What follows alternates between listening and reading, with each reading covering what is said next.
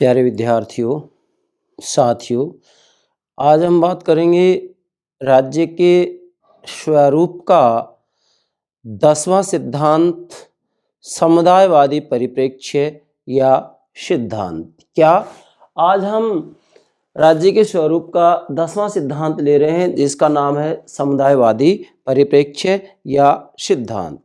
Dear students, वास्तव में राजनीति विज्ञान का जब हम अध्ययन करते हैं तो राजनीति विज्ञान के अध्ययन का जो केंद्र बिंदु होता है, केंद्रीय विषय होता है, महत्वपूर्ण विषय होता है, वो राज्य होता है। इसलिए राज्य से संबंधित सभी बातों का अध्ययन करना हमारे लिए निहायत जरूरी है। जैसे राज्य की उत्पत्ति कैसे हुई, तो मैंने राज्य की उत्पत्ति के बारे में सभी सिद्धांत अपलोड कर दिए हैं। राज्य शब्द की उत्पत्ति कैसे हुई, इसके ऊपर भी मैंने लेक्चर अपलोड कर दिया है। राज्य का निर्माण कितने तत्वों से होता है, ये सब बातें हैं, ये सभी मैंने आपको समझा दी हैं और मेरे YouTube चैनल पर अपलोड कर दिए हैं। इसके बाद में राज्य के स्वरूप के बारे में लगभग 15-16 सिद्धांत हैं महत्वपूर्ण, जिसमें से आज हम 10वें सिद्धांत की बात कर रहे हैं, राज्य का समुदायवादी परिप्रेक्ष्य या दृष्टिकोण या सिद्धांत, अर्थात राज्य के स्वरूप का समुदायवादी परिप्रेक्ष्य। प्राणों से प्यारे विद्यार्थियों, सर्वप्रथम प्रतिदिन जो मैं एक लेक्चर मेरे YouTube चैनल पर अपलोड करता हूं, उसकी जानकारी सूचना आपको प्राप्त हो सके, इसके लिए हमारे YouTube चैनल को सब्सक्राइब अवश्य कीजिएगा। आशा करता हूं आपने सब्सक्राइब कर दिया होगा। Thank you very much, thank you very much. तो ये राज्य के स्वरूप का 10वां सिद्धांत हो गया, समुदायवादी परिप्रेक्ष्य या सिद्धांत या दृष्टिकोण। प्राणों से प्यारे विद्यार्थियों, वास्तविक रूप में जब हम राजनीतिक चिंतन के इतिहास का अध्ययन करते हैं, चाहे पश्चिमी राजनीतिक चिंतन की बात हो या भारतीय राजनीतिक चिंतन की बात हो, जैसे पश्चिम की बात करते हैं तो हम प्लेटो से इसकी शुरुआत कर सकते हैं, क्योंकि प्लेटो को ही राजनीतिक दर्शन का जनक माना जाता है। अर्थात व्यवस्थित रूप में राजनीतिक विचारों का श्री गणेश प्लेटो से ही होता है, इसलिए राजनीतिक दर्शन का जनक प्लेटो को माना जाता है। तो हम ये कह सकते हैं कि भाई चाहे पश्चिम में प्लेटो, अरस्तु, Aquinas, Machiavelli, Hobbes, Locke, Rousseau इत्यादि जितने भी राजनीतिक विचारक हैं, उनका जब हम अध्ययन करते हैं तो समय समय पर विद्वानों के द्वारा राज्य की प्रकृति, कार्य, व्यक्ति और राज्य के संबंधों के बारे में विभिन्न प्रकार के सिद्धांत प्रस्तुत किए गए हैं। ये जो सिद्धांत प्रस्तुत किए गए हैं, इन सिद्धांतों में से आज हम 10वें सिद्धांत की बात कर रहे हैं। तो प्राणों से प्यारे विद्यार्थियों, सर्वप्रथम मैंने आपके लिए यहाँ डायग्राम बनाया है। सबसे पहले आप इस डायग्राम को समझें। ये डायग्राम समझ में आ जाएगा तो समुदायवादी परिप्रेक्ष्य को समझने में हमें कोई दिक्कत नहीं आएगी। ध्यान दें, राजनीतिक चिंतन के इतिहास में राज्य की प्रकृति, कार्यों तथा व्यक्ति और राज्य के संबंध में विभिन्न सिद्धांत प्रस्तुत किए गए हैं। मतलब राज्य की प्रकृति, राज्य के कार्य, लक्ष्य, उद्देश्य, राज्य के तत्व इत्यादि के बारे में समय समय पर विभिन्न प्रकार के सिद्धांत प्रस्तुत किए गए हैं। और इसी के साथ में राज्य की प्रकृति के बारे में जो विभिन्न सिद्धांत प्रस्तुत किए गए हैं, इन सिद्धांतों को विविध परिप्रेक्ष्य की संज्ञा भी दी जाती है। इसीलिए मैंने यहाँ नोट किया समुदायवादी परिप्रेक्ष्य। आप चाहें तो इसे समुदायवादी दृष्टिकोण भी कह सकते हैं, समुदायवादी सिद्धांत भी कह सकते हैं और समुदायवादी परिप्रेक्ष्य भी कह सकते हैं। अर्थात यहाँ परिप्रेक्ष्य, दृष्टिकोण और सिद्धांत, इन तीनों का पर्यायवाची रूप में प्रयोग किया गया है। जैसा कि मैंने यहाँ लिखा भी है कि राज्य की प्रकृति से जुड़े विविध परिप्रेक्ष्य कह सकते हैं। मतलब राज्य की प्रकृति के बारे में समय समय पर जो विभिन्न सिद्धांत दिए गए हैं, उन सिद्धांतों को विविध परिप्रेक्ष्य भी कहा जा सकता है। अब हम समुदायवादी परिप्रेक्ष्य को समझें, इससे पहले हमें यह जानना जरूरी है, क्या जानना जरूरी है, कि जो उदारवादी सिद्धांत है वह उदारवादी सिद्धांत राज्य की प्रकृति, राज्य के कार्य, व्यक्ति और राज्य के संबंधों के बारे में क्या कहता है। जब तक हम इसको नहीं समझेंगे तब तक समुदायवादी परिप्रेक्ष्य भी समझ में नहीं आ सकता। इसलिए मैंने सर्वप्रथम उदारवादी सिद्धांत क्या कहता है राज्य के बारे में, ये बातें नोट की हैं। और ये बातें जैसे समझ में आ जाती हैं तो समुदायवादी परिप्रेक्ष्य समझने में हमें कोई परेशानी नहीं आएगी। कारण, क्योंकि समुदायवादी परिप्रेक्ष्य उदारवादी सिद्धांत की मान्यताओं को स्वीकार नहीं करता है। फिर से बोल रहा हूं बेटा, ध्यान दें, समुदायवादी परिप्रेक्ष्य उदारवादी परिप्रेक्ष्य सिद्धांत की मूल मान्यताओं को स्वीकार नहीं करता है, नहीं करता है, नहीं करता है। ये बातें क्या है आखिर, ध्यान दीजिएगा। उदारवादी सिद्धांत की जो मूल मान्यता है, मूल मान्यता ये है कि भाई ये व्यक्ति की स्वतंत्रता के ऊपर बल देता है। मतलब उदारवादी सिद्धांत का जो केंद्र बिंदु होता है वो व्यक्ति की स्वतंत्रता होता है। उदारवादी सिद्धांत ये कहता है कि व्यक्ति किसी भी रूप में समाज के प्रति ऋणी नहीं है। मतलब व्यक्ति स्वयं अपने विवेक से, अपने परिश्रम से सब कुछ अर्जित करता है, इसमें समाज की कोई भूमिका नहीं होती है। ये उदारवादी परिप्रेक्ष्य कहता है। लेकिन समुदायवादी परिप्रेक्ष्य ये कहता है कि ये बात गलत है। व्यक्ति वास्तविक रूप में समाज के प्रति ऋणी होता है। व्यक्ति जो कुछ भी प्राप्त करता है वह वास्तविक रूप में समाज से प्राप्त करता है। समाज की भूमिकाओं के कारण ही उसको सब कुछ प्राप्त होता है, इसलिए व्यक्ति समाज के प्रति ऋणी होता है। ये समुदायवादी परिप्रेक्ष्य कहता है। जबकि उदारवादी परिप्रेक्ष्य क्या कह रहा है कि व्यक्ति समाज के प्रति ऋणी नहीं होता है। व्यक्ति पूर्ण रूप में स्वतंत्र है, अर्थात वास्तविक रूप में व्यक्ति अपने शरीर और अपने मन का स्वामी है, इसलिए वह किसी भी रूप में कोई भी कार्य करे पूर्ण रूप में उसे आज़ादी है, वह समाज के प्रति किसी भी रूप में ऋणी नहीं है। जबकि समुदायवादी परिप्रेक्ष्य कह रहा है कि व्यक्ति समाज के प्रति ऋणी होता है। व्यक्ति जो कुछ भी प्राप्त करता है वास्तविक रूप में समाज की देन है, इसलिए इसे ये कहा जा सकता है क्या कि समुदायवादी परिप्रेक्ष्य कहता है कि व्यक्ति समाज के प्रति ऋणी है, जबकि उदारवादी सिद्धांत या परिप्रेक्ष्य कहता है कि व्यक्ति समाज के प्रति ऋणी नहीं है। ये इसकी मूल बात है। अब हम समझेंगे उदारवादी सिद्धांत क्या कह रहा है। बेटा ध्यान दें, व्यक्ति के अस्तित्व को सामाजिक ताने बाने से पृथक, मतलब जो उदारवादी सिद्धांत है या उदारवादी सिद्धांत की जो मान्यता है वो क्या है कि यह सिद्धांत व्यक्ति के अस्तित्व को, फॉर एग्जाम्पल मैं मेरे ऊपर ले रहा हूं, मैं एक व्यक्ति हूं ना, यस, व्यक्ति के अस्तित्व को सामाजिक, मतलब सामाजिक ताने बाने से पृथक, मतलब यहां पर व्यक्ति के अस्तित्व को सामाजिक ताने बाने से पृथक रखा जाता है। पृथक का मतलब यह है कि व्यक्ति अपने आप में स्वतंत्र है। व्यक्ति किसी भी रूप में समाज के प्रति उत्तरदायी नहीं है, अर्थात व्यक्ति जो कुछ भी विकास करता है वह अपने परिश्रम से करता है, समाज का इसमें कोई योगदान नहीं होता है।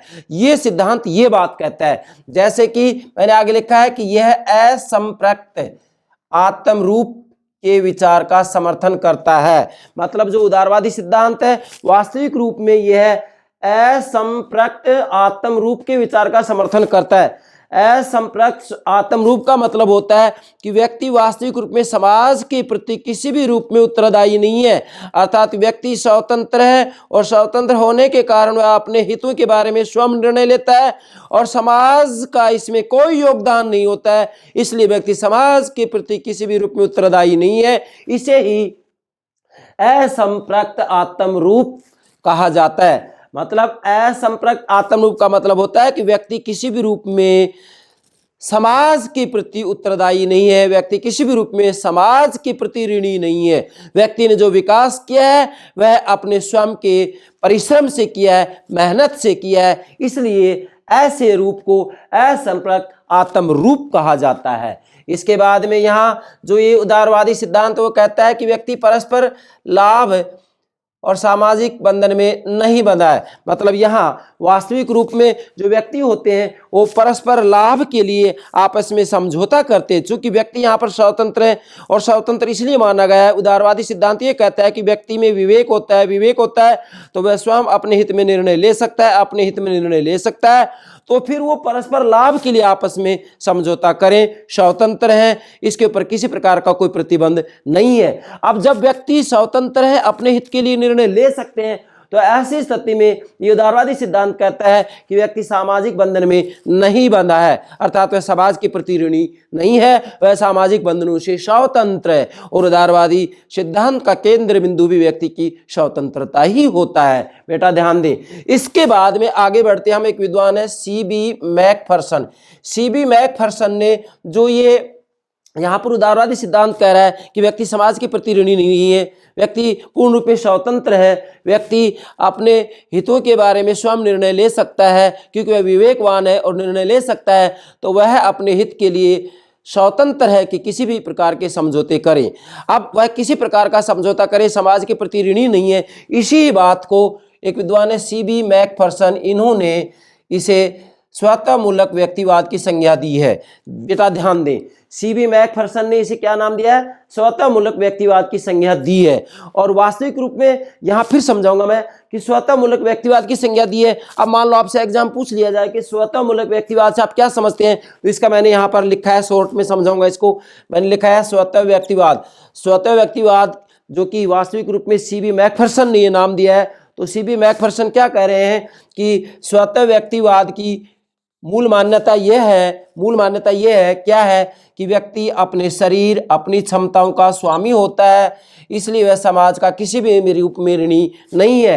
अर्थात वास्तविक रूप में यहाँ पर सामाजिक भूमिकाओं, प्रथाओं और परिस्थितियों से जो है व्यक्ति किसी भी रूप में प्रभावित नहीं होता है। व्यक्ति अपने शरीर और क्षमताओं का मालिक होता है, स्वामी होता है, इसलिए वह अपने हित में स्वतंत्र रूप में निर्णय ले सकता है। यहाँ पर समाज का किसी भी रूप में कोई रोल या भूमिका नहीं होता है, इसलिए समाज का ये ऋणी नहीं होता है। इसे ही स्वतः मूलक व्यक्तिवाद की संज्ञा दी जाती है। फिर से कह रहा हूँ, स्वतः मूलक व्यक्तिवाद का मतलब होता है कि व्यक्ति अपने शरीर और क्षमताओं का स्वामी होता है। जब व्यक्ति अपने शरीर और क्षमताओं का स्वामी होता है तो वह स्वतंत्र रूप में किसी भी रूप में कैसा भी निर्णय ले सकता है। वह समाज के प्रति किसी भी रूप में ऋणी नहीं है, क्योंकि वास्तविक रूप में व्यक्ति अपने विवेक से अपने हित में स्वतंत्र रूप में निर्णय लेता है। इसमें समाज का कोई योगदान नहीं होता है, और समाज का कोई योगदान नहीं होता है तो समाज के प्रति वह ऋणी नहीं होता है। कौन कहता है ये बात? ये बात उदारवादी सिद्धांत कहता है, और इसको सीबी मैकफर्सन ने स्वतः मूलक व्यक्तिवाद की संज्ञा दी है। ये बात समझना है आपको, क्योंकि जब तक ये नहीं समझेंगे तब तक समुदायवादी परिप्रेक्ष्य नहीं समझ पाएंगे। यस, इसके बाद में जो ये उदारवादी सिद्धांत है, यह व्यक्ति के ध्येय को समाज से पहले रखता है। इसको नोट करना, एग्जाम पूछ लिया जाता है कि जो उदारवादी परिप्रेक्ष्य है ये व्यक्ति के ध्येय को समाज से पहले रखता है। मतलब ये व्यक्ति की स्वतंत्रता के ऊपर बल देता है, इसलिए व्यक्ति के ध्येय को समाज से पहले रखता है। अर्थात यहाँ पर ये व्यक्ति को अपने आप में साध्य समझता है, जबकि समाज को साधन समझता है, राज्य को साधन समझता है। अतः आप ये नोट करेंगे कि उदारवादी परिप्रेक्ष्य या सिद्धांत व्यक्ति के ध्येय को समाज से पहले रखता है। अगर इसी की तुलना हम समुदायवादी परिप्रेक्ष्य से करेंगे तो वास्तविक रूप में यह स्पष्ट होगा कि यहाँ पर व्यक्ति के ध्येय को समाज से पहले नहीं रखता है, बल्कि समाज के ध्येय को व्यक्ति से पहले रखा जाता है। किसमें? समुदायवादी परिप्रेक्ष्य में। इसलिए बेटा यहाँ इस उदारवादी सिद्धांत या परिप्रेक्ष्य की जो मान्यताएं हैं, इनको बिल्कुल विपरीत रूप जब हम कर देंगे तो उसे समुदायवादी परिप्रेक्ष्य कहा जाएगा। अर्थात समुदायवादी परिप्रेक्ष्य ये कहेगा कि वास्तविक रूप में व्यक्ति समाज के प्रति ऋणी होता है। व्यक्ति असंप्रक्त आत्मरूप नहीं होता है, बल्कि वास्तविक रूप में यहाँ पर जो है व्यक्ति के आत्म रूप का निर्माण के ऊपर बल दिया जाता है, जिसकी की चर्चा हम आगे डिटेल्स में करेंगे। बेटा आप ध्यान दें, ये तो हो गया एक प्रकार से हम कहेंगे उदारवादी सिद्धांत या उदारवादी परिप्रेक्ष्य। तो इसमें एक बात उभर कर सामने आ रही है कि यहाँ पर व्यक्ति की स्वतंत्रता पर बल दिया जा रहा है। व्यक्ति में विवेक है, वह अपने हित में निर्णय ले सकता है, इसलिए व्यक्ति जो कुछ भी विकास करेगा उसमें समाज का कोई योगदान नहीं है। इसलिए यहाँ पर उदारवादी परिप्रेक्ष्य कहता है कि व्यक्ति किसी भी रूप में समाज के प्रति ऋणी नहीं है। क्यों? क्योंकि वह अपने शरीर और क्षमताओं का स्वामी होता है। और इसके बाद में यहाँ उदारवादी सिद्धांत मनुष्य को असंप्रक्त आत्म रूप मानता है, जबकि समुदायवादी संप्रक्त आत्म रूप मानता है। ये असंप्रक्त आत्मरूप मानता है, ये संप्रक्त आत्मरूप मानता है। मतलब यहाँ पर व्यक्ति समाज के प्रति ऋणी नहीं है, जबकि समुदायवादी परिप्रेक्ष्य में व्यक्ति समाज के प्रति ऋणी है। कैसे है अब समझेंगे। तो ये तो बात होगी उदारवादी सिद्धांत की। तो बेटा समुदायवादी परिप्रेक्ष्य या सिद्धांत उदारवादी सिद्धांत या परिप्रेक्ष्य की बातों को स्वीकार नहीं करता है।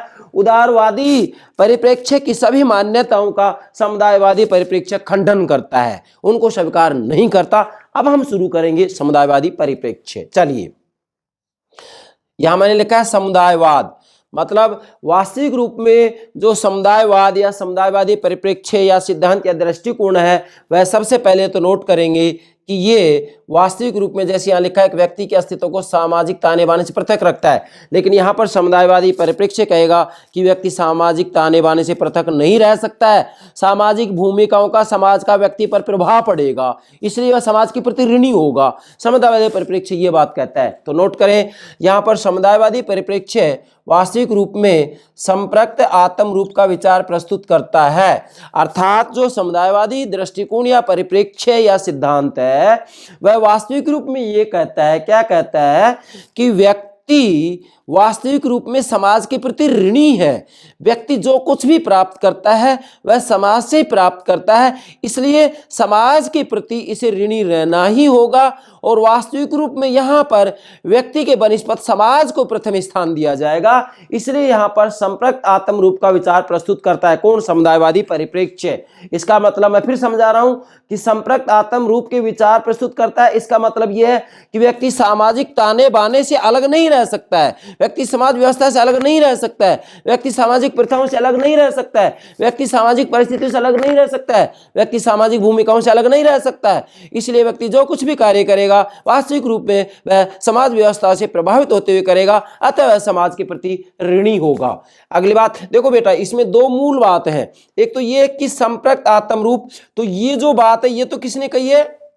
समुदायवादी परिप्रेक्ष्य, यस। और इसके बाद में उदारवादी जो परिप्रेक्ष्य सिद्धांत है वो क्या कहता है?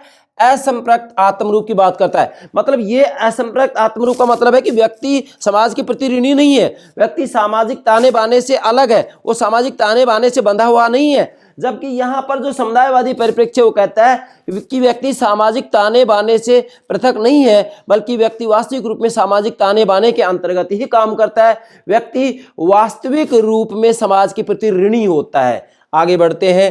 इसके अनुसार मतलब समुदायवादी परिप्रेक्ष्य के अनुसार व्यक्ति के आत्म रूप का निर्माण उसकी सामाजिक भूमिकाओं, प्रथाओं और परिस्थितियों के संयोग से होता है। आगे ना भी ये बात देखो, उदारवादी सिद्धांत ये कहता है कि भी व्यक्ति के आत्म रूप का निर्माण उसकी सामाजिक भूमिकाओं, प्रथाओं और परिस्थितियों के संयोग से नहीं होता है, मतलब कोई लेना देना नहीं है।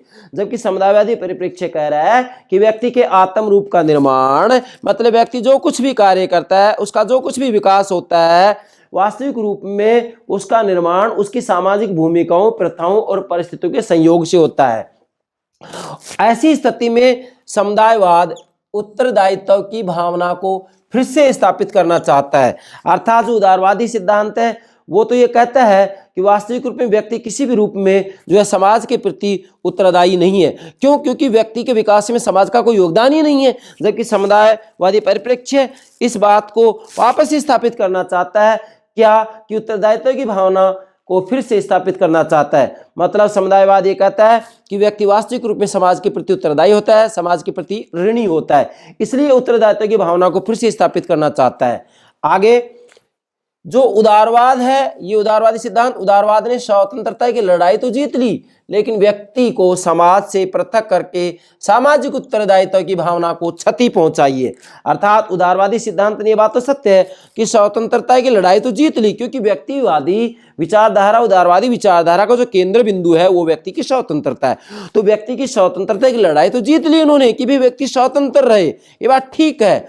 लेकिन इसके साथ में यहाँ कमी क्या दिखाई दी कि लेकिन व्यक्ति के समाज से पृथक करके सामाजिक उत्तरदायित्व की भावना को क्षति पहुंचाई। फिर से बोल रहा हूं, लेकिन व्यक्ति को समाज से पृथक करके सामाजिक उत्तरदायित्व की भावना को क्षति पहुंचाई।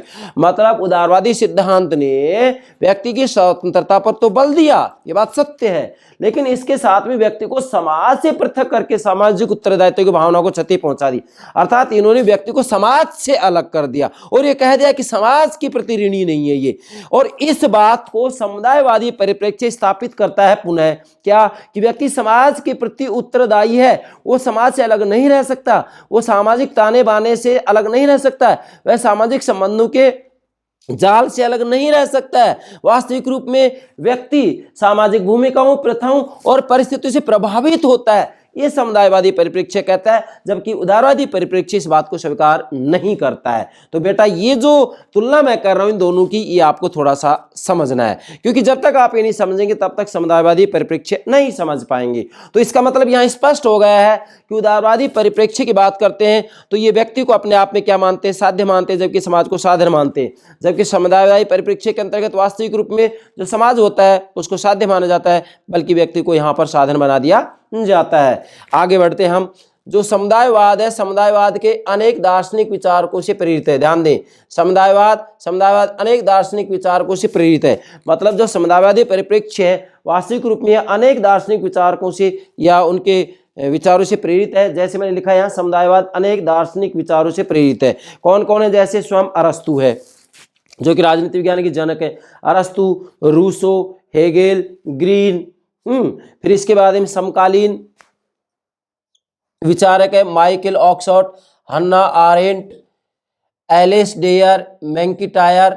इन्होंने एक पुस्तक लिखी है आफ्टर वर्चू, सद्गुण के बाद, 1981 में लिखी है। इसके बाद में माइकल सैंडेल, बेटा ये किताबों के नाम नोट करेंगे। ये है liberalism and the limits of justice, अर्थात उदारवाद और न्याय की मर्यादाएं। ये पुस्तक इन्होंने 1982 में लिखी है। इसमें भी इन्होंने जो है समुदायवाद से संबंधित विचार दिए हैं। उसके बाद में एक विद्वान है चार्ल्स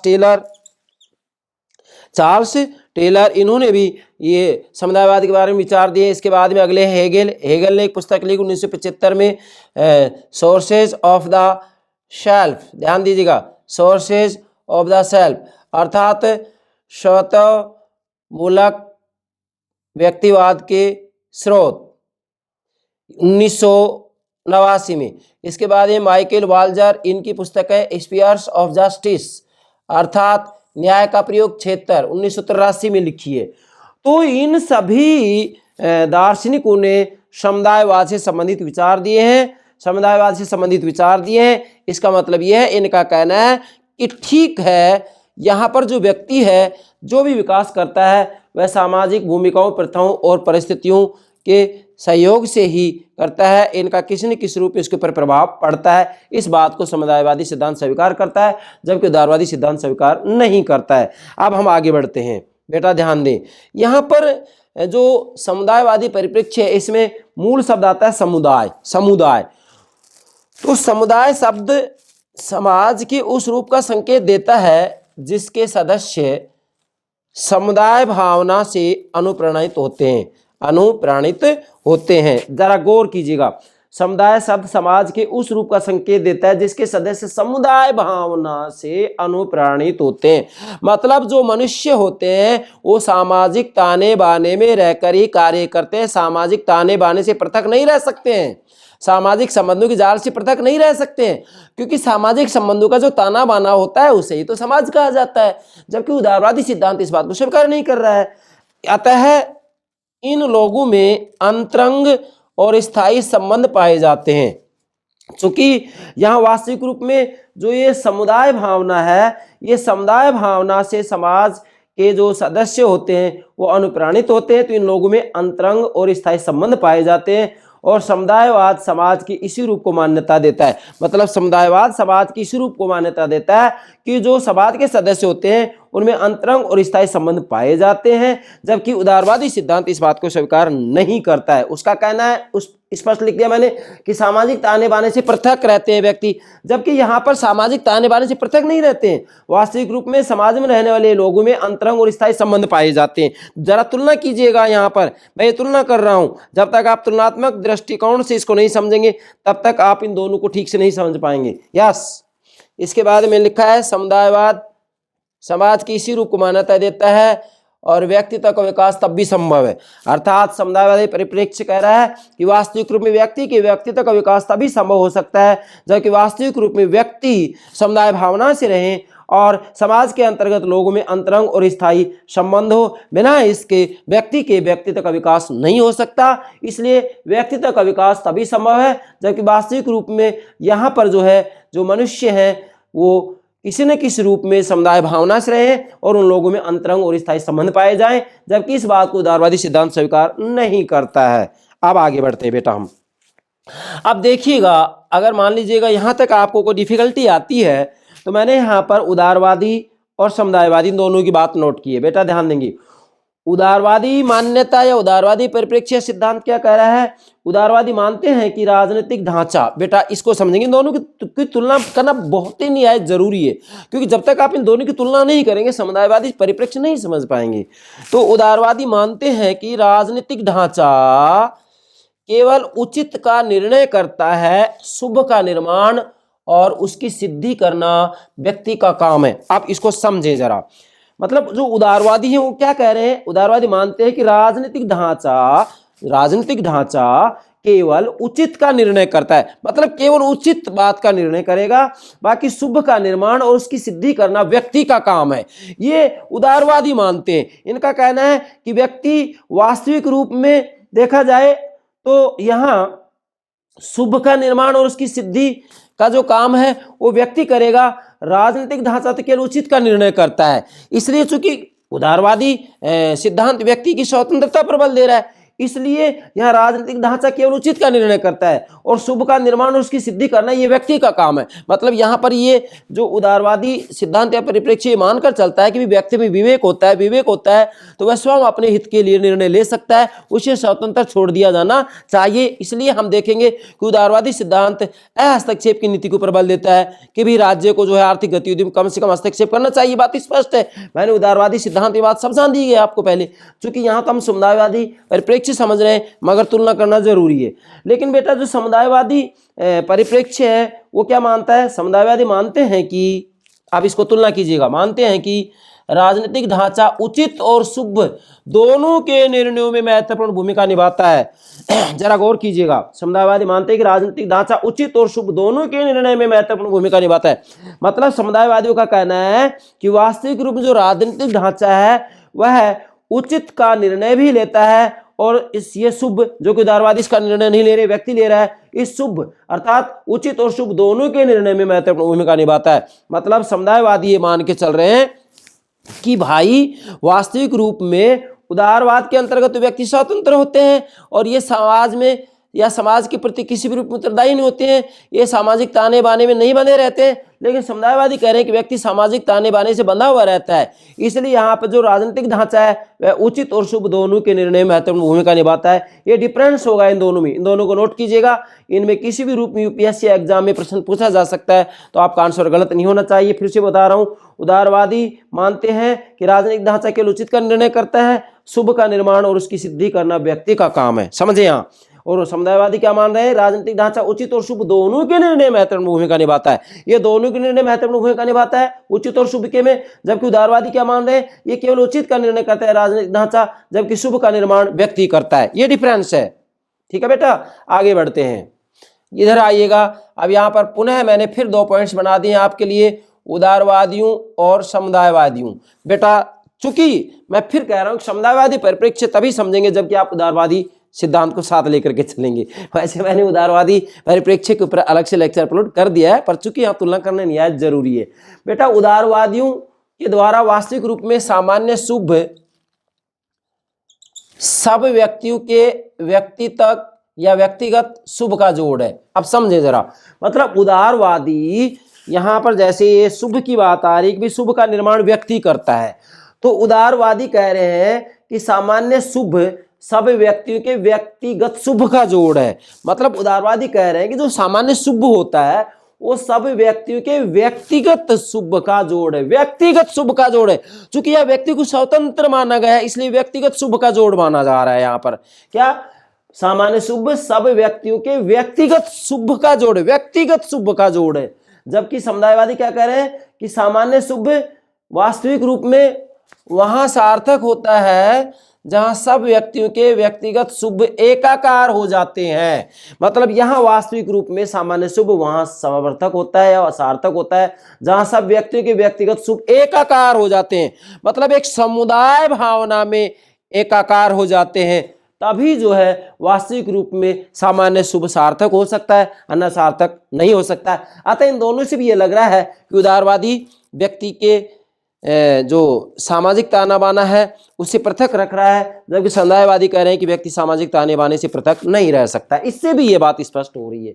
बेटा इसके बाद में अगली बात आती है, आप चाहें तो ये सभी बिंदु रूप में भी बना सकते हैं। पॉइंट्स नंबर 1 2 3 4 5 6 7 8 9 10 11 12 है, ठीक है। इस तरीके से आप ये बिंदु भी बना सकते हैं। तो आगे मैंने लिखा है यहाँ दोनों का मतलब बेटा उदारवादियों और समुदायवादियों या उदारवादी सिद्धांत और समुदायवादी सिद्धांत या परिप्रेक्ष्य, दोनों लोकतंत्रीय शासन प्रणाली का समर्थन करते हैं। मतलब वो एक अलग बात है कि उदारवादी कह रहे हैं कि भी व्यक्ति स्वतंत्र व सामाजिक ताने बाने से बंधा हुआ नहीं है, सामाजिक ताने बाने से स्वतंत्र है और वह असंपर्क आत्म रूप है, जबकि समुदायवादी कह रहे हैं कि व्यक्ति सामाजिक ताने बाने से स्वतंत्र नहीं है, बंधा हुआ है और वास्तविक रूप में ये जो मनुष्य है वह संपर्क आत्म रूप है। मतलब ये विचार इन्होंने दिया है। लेकिन इतना होने के बावजूद भी उदारवादी और समुदायवादी दोनों ही लोकतंत्री शासन प्रणाली का समर्थन करते हैं, ये आपको ध्यान रखना है। एग्जाम में आपसे पूछा जा सकता है, कहीं गलती ना करें आप। फिर अगली बात आती है बेटा, राजनीतिक जीवन को समुदाय के अधिकारों से सरोकार रखना चाहिए, व्यक्ति के अधिकारों से नहीं। मतलब यहाँ पर जो समुदायवादी परिप्रेक्ष्य है वो कह रहा है कि राजनीतिक जीवन को समुदाय के अधिकारों से सरोकार रखना चाहिए, व्यक्ति के अधिकारों से नहीं। नो, यह बात स्पष्ट हो गई है। जबकि उदारवादी व्यक्ति के अधिकारों की बात कर रहा है और ये किसकी बात कर रहा है, समुदाय के अधिकारों की बात कर रहा है। तो ये डिफरेंस हो गया, इसलिए नोट करेंगे, समुदायवादी परिप्रेक्ष्य राजनीतिक जीवन को समुदाय के अधिकारों से सरोकार रखना चाहिए, व्यक्ति के अधिकारों से नहीं, ये बात कहता है कौन, समुदायवादी परिप्रेक्ष्य। नेक्स्ट, एक विद्वान है मैंकीटायर, मैंकीटायर ने तर्क दिया है, बेटा इधर आइएगा, यहाँ पर भी मैंने जो है इसकी किताब का नाम लिख रखा है, ये रहा, एलेसडेयर मैंकीटायर आफ्टर वर्च्यू, 1981 में ये पुस्तक लिखी है। तो इस पुस्तक में मैंकीटायर तर्क दे रहे हैं, क्या तर्क दे रहे हैं कि स्वायत्त नैतिक अभिकर्ता का उपहास। मतलब जो ये मैंकीटायर है ये समुदायवादी हैं और इन्होंने अपनी पुस्तक आफ्टर वर्च्यू में तर्क दिया है, क्या तर्क दिया है कि जो उदारवादी हैं वो स्वायत्त नैतिक अभिकर्ता के ऊपर बल देते हैं और ये कहते हैं कि व्यक्ति स्वतंत्र है, व्यक्ति में विवेक है, वह स्वयं अपने निर्णय ले सकता है और निर्णय लेगा तो अपने हित में लेगा। लेकिन जो समुदायवाद है वह स्वायत्त नैतिक अभिकर्ता का उपहास करता है, इसकी खिल्ली उड़ाता है और इस बात को स्वीकार नहीं करता है, बल्कि यह है अर्थात समुदायवादी परिप्रेक्ष्य और सहयोग मूलक मानवीय गतिविधि पर बल देता है, क्योंकि वास्तविक रूप में ऐसी स्थिति में व्यक्ति पनप सकेंगे, अन्यथा हिंसा और अपराध की वारदातें बढ़ती जाएंगी। अब इसको समझें बेटा, देखो वास्तव में जो मैंकीटायर है इन्होंने अपनी पुस्तक आफ्टर वर्च्यू में तर्क दिया है, क्या तर्क दिया है कि भाई जो उदारवादी हैं उदारवादी स्वायत्त नैतिक अभिकर्ता के ऊपर बल देते हैं और ये कहते हैं कि व्यक्ति में विवेक होता है इसलिए वह स्वतंत्र रूप में अपने हित में निर्णय ले सकता है। लेकिन समुदायवादी विद्वान मैंकीटायर तर्क दे रहे हैं कि स्वायत्त नैतिक अभिकर्ता का ये खंडन कर रहे हैं और इसका उपहास करते हैं और इसके स्थान पर इन्होंने मैंने लिखा है और सहयोग मूलक मानवीय गतिविधि। मतलब इन्होंने स्वायत्त नैतिक अभिकर्ता का तो उपहास किया है और स्वायत्त नैतिक अभिकर्ता के स्थान पर सहयोग मूलक मानवीय गतिविधि के ऊपर बल दिया है। बेटा ये स्वायत्त नैतिक अभिकर्ता है, ये किसने दिया है, उदारवादी परिप्रेक्ष्य ने, जबकि सहयोग मूलक मानवीय गतिविधि यह किसने दिया है, समुदायवादी परिप्रेक्ष्य ने दिया है। तो ये सहयोग मूलक मानवीय गतिविधि के ऊपर बल देता है। स्पष्ट बात हो रही है यहाँ कि स्वायत्त नैतिक अभिकर्ता का मतलब है कि व्यक्ति सामाजिक ताने बाने से किसी भी रूप में बंधा हुआ नहीं है और वास्तविक रूप में व्यक्ति असंपर्क आत्म रूप का होता है, जबकि यहाँ पर समुदायवादी इसका उपहास कर रहे हैं और कह रहे हैं कि व्यक्ति सामाजिक ताने बाने से बंधा हुआ है, इसलिए ये वास्तविक रूप में यहाँ संपर्क आत्म रूप की बात करते हैं और सहयोग मूलक मानवीय गतिविधि की बात करते हैं। और सहयोग मूलक मानवीय गतिविधि की बात होती है तो इसका मतलब यह है कि मनुष्य वास्तविक रूप में समुदाय भावना से रहें, समुदाय भावना से रहेंगे तो लोगों में अंतरंग और स्थायी संबंध पाए जाएंगे। तो ऐसी स्थिति में क्या होगा कि सहयोग मूलक मानवीय गतिविधि पर इन्होंने बल दिया है समुदायवादी परिप्रेक्ष्य ने, तो इसमें क्या होगा, व्यक्ति पनप सकेंगे, व्यक्ति के व्यक्तित्व का विकास होगा। अन्यथा फिर क्या होगा, व्यक्ति के व्यक्तित्व का विकास नहीं होगा बल्कि हिंसा और अपराध की वारदातें बढ़ती चली जाएंगी। क्यों? क्योंकि वास्तविक रूप में व्यक्ति कुछ भी करे, इसकी आजादी है। तो फिर व्यक्ति, आज आप देखिएगा कि निजीकरण के ऊपर बल दिया जा रहा है, तो ऐसी स्थिति में हम पाएंगे अपराधों की संख्या बढ़ती जा रही, हिंसा की संख्या बढ़ती जा रही, क्योंकि व्यक्ति स्वतंत्र है। यहाँ स्पष्ट रूप में कह दिया जाता है कि व्यक्ति में विवेक है, अपने हित में स्वयं निर्णय ले सकता है। लेकिन वह स्वयं निर्णय तो ले सकता है, बात सही है, लेकिन वह अपने हित में ही निर्णय ले, ये कोई जरूरी नहीं है। आज हम देख सकते हैं कि नशीली दवाइयों का प्रयोग किया जा रहा है मनुष्यों के द्वारा, इसी के साथ में शराब का सेवन बहुत ज़्यादा होता जा रहा है। तो ये डेफिनेटली इसका जो है हम ये कहेंगे कि कुप्रभाव है, इसका दुष्प्रभाव है, किसका, उदारवाद का। चलिए बेटा अब आगे बढ़ते हैं हम। फिर एक विद्वान है अगले, चार्ल्स टेलर, चार्ल्स टेलर ने फिलोसॉफिकल पेपर्स, इनकी पुस्तक है फिलोसॉफिकल पेपर्स अर्थात दर्शन की लेखमाला 1985 में लिखे इन्होंने ये। इसमें उदारवाद पर इन्होंने प्रहार किया है, मतलब चार्ल्स टेलर ने भी उदारवाद पर प्रहार किया है और ये कहा है कि ये गलत बात है कि व्यक्ति सामाजिक ताने बाने से अलग है और वास्तविक रूप में सामाजिक भूमिकाओं परिस्थितियों का उसके ऊपर कोई प्रभाव नहीं पड़ता है, प्रथाओं का कोई प्रभाव नहीं पड़ता है। इस बात को उन्होंने स्वीकार नहीं किया और ये कहा कि व्यक्ति के व्यक्तित्व का विकास वास्तविक रूप में सामाजिक ताने बाने के अंतर्गत ही हो सकता है। Next, Michael Walzer. बेटा ध्यान दीजिएगा, इधर मैंने नाम भी लिखा है माइकल वाल्जर का, देखिएगा आपके सामने यहाँ ये विद्वान आ रहा है माइकल वाल्जर। इनकी पुस्तक है स्फीयर्स ऑफ जस्टिस, मतलब न्याय का प्रयोग क्षेत्र। तो इधर आइएगा, माइकल वाल्जर ने अपनी पुस्तक स्फीयर्स ऑफ जस्टिस अर्थात न्याय का प्रयोग क्षेत्र के अंतर्गत तर्क दिया है और कहा है कि सरकारी पदों के वितरण में भाई भतीजावाद के लिए कोई स्थान नहीं होना चाहिए।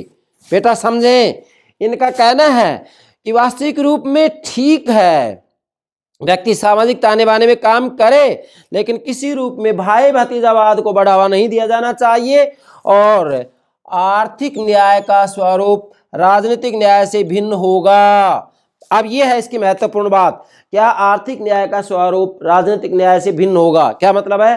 अर्थात राजनीति, शिक्षा या स्वास्थ्य को धन के प्रभुत्व से दूषित नहीं होने देना चाहिए। मतलब वास्तविक रूप में राजनीति, शिक्षा और स्वास्थ्य को धन के प्रभुत्व से दूषित नहीं होने देना चाहिए, इनको धन से अलग रखा जाना चाहिए। यहाँ पर ये जो बात माइकल वाल्जर कह रहा है, मैं एक दावे के साथ कह सकता हूँ कि ये बात प्लेटो ने अपनी पुस्तक रिपब्लिक में कही है, स्पष्ट रूप में लिख दिया वहां कि वास्तविक रूप में राज्यों में तब तक बुराइयां दूर नहीं हो सकती जब तक राजनीतिक शक्ति को आर्थिक शक्ति से अलग नहीं कर दिया जाए। और आज पूरी दुनिया के जितने भी राष्ट्र राज्य हैं वास्तविक रूप में अपराधीकरण से इसलिए गुजर रहे हैं कि राजनीतिक शक्ति और आर्थिक शक्ति एक ही हाथों में है। जबकि प्लेटो ने भविष्यवाणी की थी कि राष्ट्र राज्यों में, उस समय नगर राज्य थे, कि नगर राज्यों में तब तक बुराइयां दूर नहीं हो सकती जब तक राजनीतिक शक्ति और आर्थिक शक्ति को अलग अलग हाथों में नहीं सौंप दिया जाए। आज पूरी दुनिया, पूरा विश्व इस बुराई से ग्रसित है और मैं दावे के साथ कह सकता हूं जब तक राजनीतिक शक्ति और आर्थिक शक्ति को अलग अलग हाथों में नहीं सौंपा जाएगा तब तक राजनीति में से अपराध को दूर नहीं किया जा सकता। भ्रष्टाचार, घोटालेबाज जो भी हो रहे हैं, जो घोटाले हो रहे हैं, इनको दूर नहीं किया जा सकता। दुनिया भर के घोटालेबाज हैं, कौन सा ऐसा क्षेत्र है जिसके अंदर घोटाले नहीं होते हैं? तो डेफिनेटली माइकल वाल्जर की बात स्वीकार करने योग्य है। नेक्स्ट, अब यहां समुदायवाद के साथ कठिनाई यह है कि इसका नैतिक आधार तो सुदृढ़ है।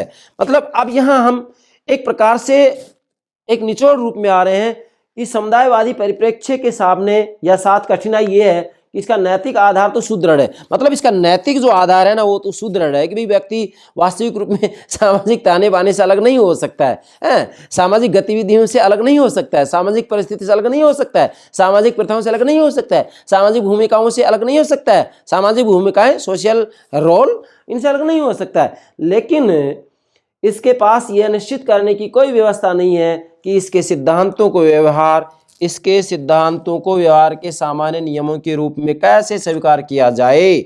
मतलब यहां फिर कह रहा हूं कि इसके पास ये निश्चित करने की कोई व्यवस्था नहीं है कि इसके सिद्धांतों को व्यवहार के सामान्य नियमों के रूप में कैसे स्वीकार किया जाए। डेफिनेटली इसके अंतर्गत ये कमी है। इसके बाद में संक्षेप में आते हैं हम सार रूप में, इसको आपको नोट करना है बेटा। क्या? समुदायवाद एक सुदृढ़ नैतिक दर्शन तो प्रस्तुत करता है, लेकिन यह उतना सुदृढ़ राजनीतिक दर्शन प्रस्तुत नहीं करता है।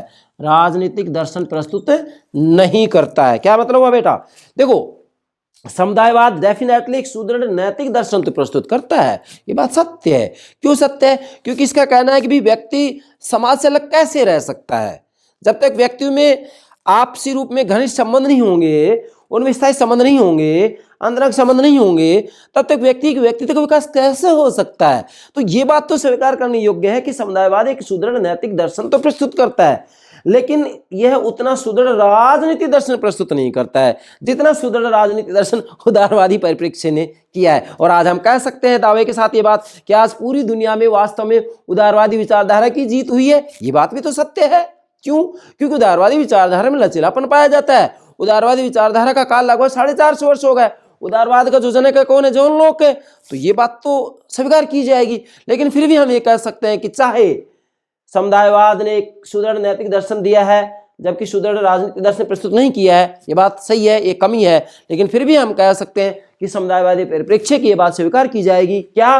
कि व्यक्ति सामाजिक ताने बाने से पृथक नहीं रह सकता है, नहीं रह सकता है, नहीं रह सकता है। वास्तविक रूप में व्यक्ति को किसी न किसी रूप में समाज के प्रति उत्तरदायित्व की भावना से परिपूर्ण होना चाहिए। यदि व्यक्ति ऐसा नहीं करेगा तो ऐसी स्थिति में फिर वही बात आएगी जो मैंने ऊपर लिखी है कि वास्तव में ऐसी स्थिति में हिंसा और अपराधों की वारदातें हिंसा और अपराधों की वारदातें बढ़ती चली जाएंगी। और आज पूरी दुनिया में हम देख सकते हैं कि हिंसा की वारदातें, अपराधों की वारदातें बढ़ती जा रही हैं। ये बात भी सत्य है। तो ऐसी कोई बात नहीं है कि समुदायवादी परिप्रेक्ष्य अपने आप में बिल्कुल निरर्थक है, इसकी कोई सार्थकता नहीं। यस, इसकी सार्थकता है, इसकी प्रासंगिकता है, क्योंकि मनुष्य